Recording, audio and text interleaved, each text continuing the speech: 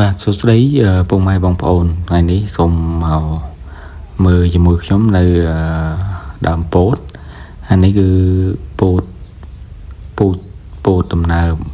បាទពោតដំណើបនេះអានេះគឺយើងចាត់ចូលជាប្រភេទពូជសុទ្ធដែលជាមេបារបស់ពូជកូនប្រកាត់ណាអញ្ចឹងយើងបានអភិវឌ្ឍពូជមេបាផាវាហើយនឹងគម្រោងយកមេបាផាវាប្រកាត់គ្នាបានជាកូនប្រកាត់អញ្ចឹងរូបភាពនេះគឺស្មៃផាវាបាទអាហ្នឹងគឺផ្កាញីហើយនៅខាងចុងកំពូលផាវាហ្នឹងគេហៅថាផ្កាឈ្មោលបាទនេះរូបរាងផ្កាឈ្មោលផាវាបាទអញ្ចឹងតើទៅពេលវារីកលំអងគ្រុលលំអងផាវាធ្លាក់ទៅលើស្មៃទៅសៃផាវាមួយបានវាចាប់ផ្ដើមជាប់គ្រាប់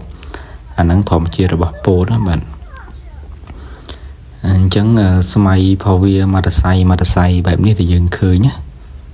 គឺនៅពេលដែលជាប់គ្រាប់ទៅមតសៃហ្នឹងស្មើនឹងមួយគ្រាប់បាទមតសៃស្មើនឹងមួយគ្រាប់អញ្ចឹងនៅក្នុងនោះផ្កាផាវានៅពេលដែលវារីកបាទយើងនឹងសង្កេតឃើញមានលំអងផ្កាកោសទៅគឺវាហុយចេញមកពណ៌លឿងល្អិតតូចបាទនេះដែលយើងឃើញណាបាទកោសទៅគឺមានគ្រាប់លំអងល្អិតតូចអញ្ចឹងអាហ្នឹងមួយគ្រាប់ផាវាហ្នឹងពេលហោះជាប់ទៅលើសរសៃនីមួយទៅបានវាជាប់គ្រាប់បាទអាហ្នឹងធម្មជាតិរបស់ពោតបាទគឺបែបហ្នឹងអានេះយើងសាកយកវាមកច្បាច់ទៅឃើញលឿងនេះជាប់ដៃបាទអានេះគេហៅថាគ្រាប់លំអងឬក៏សរីរាង្គបន្តពូជឈ្មោលរបស់ពោតបាទហើយខាងក្រោមនេះដែលយើងឃើញគឺស្មៃមតសៃហ្នឹងបាទអញ្ចឹងវាត្រូវការទទួលលំអងពីគ្រាប់លំអងរបស់ពោតទើបជាប់គ្រាប់បានល្អហើយជាមួយគ្នាដែរបើសិនបើយើងដាំដុះវានៅរដូវវស្សាភ្លៀងធ្លាក់ជោគជាំខ្លាំងលំអងរបស់វាអត់ផ្ទុះល្អស្អិតជាប់គ្នាអញ្ចឹងគឺគ្រាប់នៅលើ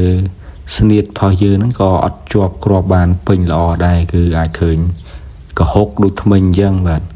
គឺវាច្រឡះគ្រាប់អត់ពេញល្អបាទអានេះនៅពេលដែលគ្រាប់លំអងខ្លះគឺមានលំអងរបស់វាធ្លាក់ច្រើនបាទធ្លាក់ច្រើនហើយលក្ខណៈពូជសុទ្ធរបស់យើងនេះពិសេសរបស់វាដែលយើងឃើញហ្នឹងគឺដើមរបស់វាត្រង់ពិឈរស្អាតហើយជាមួយគ្នាដែរក្នុងកំឡុងពេលជាមួយគ្នាក៏បានធ្វើការប្រកាត់ស្វ័យលំអងវាខ្លះដែរដើម្បីទុកគ្រាប់ហើយជាពូជសុទ្ធបន្តបានល្អអញ្ចឹងណាបាទអញ្ចឹងអានេះគឺយើងធ្វើការប្រកាត់ស្វ័យលំអងដោយស្រោបយកផ្កាឈ្មោល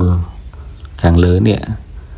យកមកកោសលំអងរបស់វាយកមកប្រកាត់លើស្នៀតរបស់វាហើយស្នៀតរបស់នេះគឺយើងស្រោបថង់សិនដើម្បីកុំឲ្យស្មៃរបស់វាទទួលលំអងពីដើមផ្សេងអញ្ចឹងណាបាទអញ្ចឹងអានេះគឺយើងស្រោបតាំងពីមុនពេលដែលវាចេញស្មៃបាទអញ្ចឹងគឺស្រោបមុនដល់ពេលដែលវាចេញស្មៃទៅវាអត់ទាន់ទទួលលំអងពីណាទេយើងរងចាំផ្កាឈ្មោលរបស់វាខាងលើនេះវារីកសិនហើយបើយើងចាប់ដើមស្រោបយកមកកោសលើស្នៀតខាងក្រោមមកដល់អញ្ចឹងណាបាទអញ្ចឹងគឺស្លឹកផាវាដែលយើងឃើញតម្រង់ស្លឹកគឺប្រឈរត្រង់ស្អាតបាទ